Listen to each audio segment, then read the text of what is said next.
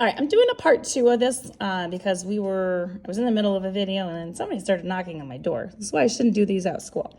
All right, so we were looking at this. We see that this is an increasing graph. It's got a positive slope. So that means that this is a positive slope. And then we're going to take a look at our other graph next to it. And again, if I go up 1 over 1, that is a reduced fraction, and that should get me on that line. And as you can see, hopefully you can see it, if I go up 1 over 1, I get right there on that line. Up 1 over 1 is another point on the line. Up 1 over 1. So these are all little smaller steps on that graph. Up 1 over 1 until I get to the big points that you see on the graph that were given to us. Now, if I take a look at this is from part 1. So that's this graph. This graph looks fairly similar, except for it's going from left to right. It's going downwards. So this is a decreasing graph. And so this is called decreasing. And so if you're thinking about my slope, if the increasing graph was a positive slope, what do we think is going to happen here with this decreasing slope?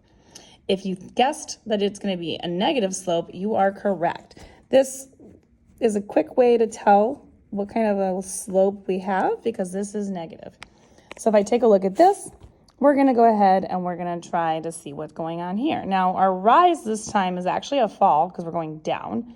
So I'm going to look at this and we're going to go 1, 2, 3, 4, 5 steps down.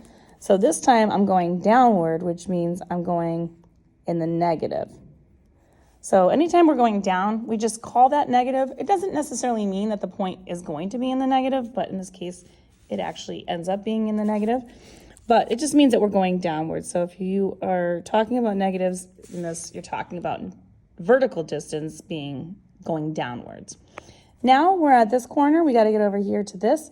So we're going to count 1, 2, 3, 4 steps over to the right. Now again, if I'm thinking about a number line, going to the right is positive.